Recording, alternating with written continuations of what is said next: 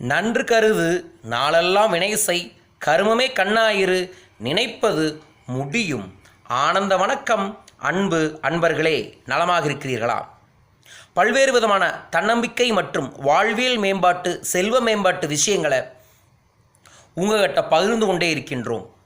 உங்கள் வாழ்வில் சகல ஐஸ்வர்யங்களும் நிறைந்திருக்க மனதார வாழ்த்துகின்றேன்.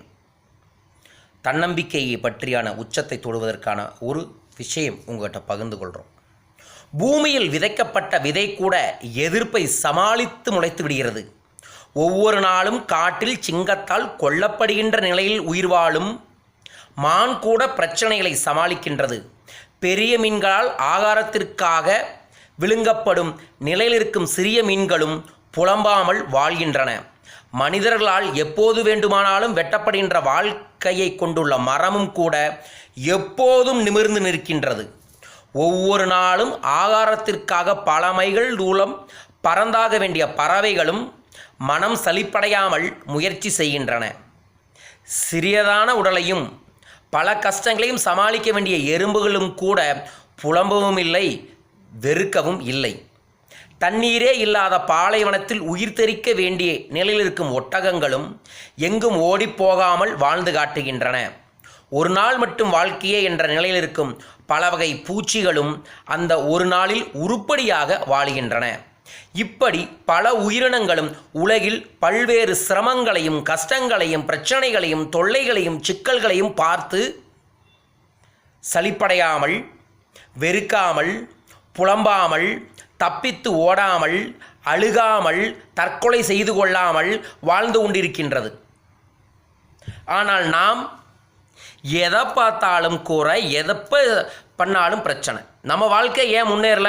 எனக்கு அப்பா சரியில்லை, அம்மா சரியில்லை, குடும்பம் சரியில்லை, நாடு சரியில்லை, வீடு சரியில்லை, அரசியல் சரியில்லை, என் மொழி சரியில்லை, என் ஜாதி சரியில்லை அப்படின்னு மற்றவர்களை மட்டுமே குறை சொல்லி கொண்டு வாழ்ந்து கொண்டிருப்பவர்கள் வாழ்க்கையில் வெல்லவே மாட்டார்கள்.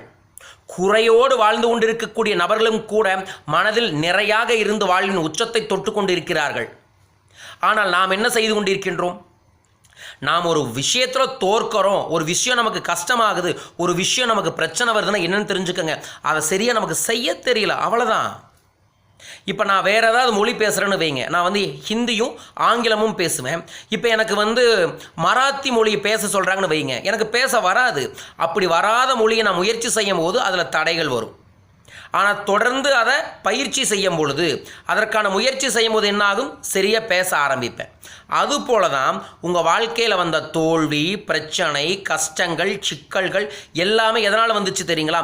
ஒரு செயலை வெற்றி அடையும், மாற்றம் கிடைக்கும், முன்னேறிடுவோம், பணம் வந்துடும்னு முயற்சி செஞ்சோம். எதிர்பாராமல் அதில் தோல்வி அடைஞ்சிட்டோம். அந்த தோல்வியினால் இப்போ நமக்கு ஒரு கஷ்டம் வந்துருச்சு. அதுக்காக உட்காந்து எனக்கு அப்படி ஆயிடுச்சே, இப்படி ஆயிடுச்சேன்னு புலம்பி புலம்பி அந்த பிரச்சனையை உள்மனதில் போய் ஆழ்மனதில் போய் பதிய வச்சு நமக்கு நடக்க வேண்டிய நல்லதையும் நடக்காமலே செய்து கொண்டிருக்கின்றோம். சொந்த காசுலேயே சூனியம் வச்சுட்டு இருக்கோன்னு தெரிஞ்சுக்கோங்க. வாழ்வு என்பது வாழ்வதற்காகத்தான், வீழ்வதற்காக அல்ல, புலம்புவதற்காக அல்ல, சங்கடமாக இருப்பதற்கல்ல, வெறுப்புகளை வெளிப்பெருப்பதற்காக அல்ல. கஷ்டங்களையும் துன்பங்களையும் தாங்கி கொண்டு எவன் வாழ்கிறானோ அதுதான் வாழ்க்கை. எல்லாமே சீரும் சிறப்புமாய் அமைஞ்சதுன்னா வையுங்க, நீங்கள் ஜெயிக்க முடியாது.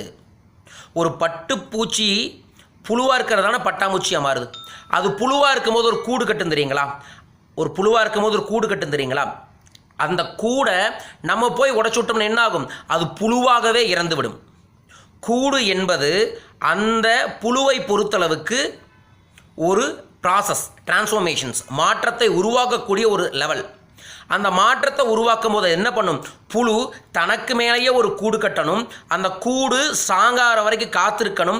அந்த கூட்டுக்குள்ளே தன்னோட ரக்கையை வளர்த்துறதுக்கும் அது தயாராக இருக்கும். சரியான தருணம் வரும்போது என்ன ஆகும்?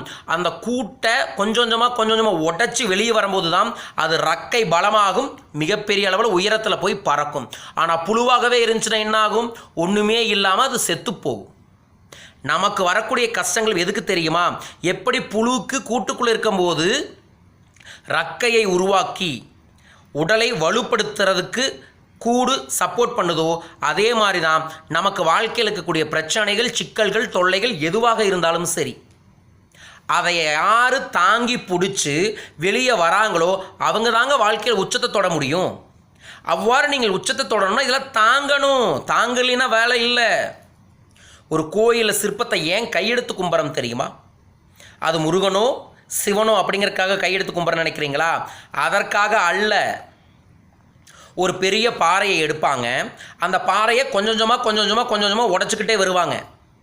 முதல் அடியில் விழுகிற கல் கோயிலில் குளக்கரையில் இருக்கும். இரண்டாவது அடியில் விழுகிற கல் கோயிலில் படிக்கரையில் இருக்கும். மூணாவது அடியில் விழுகிற கல் கோயிலில் வாசலில் இருக்கும்.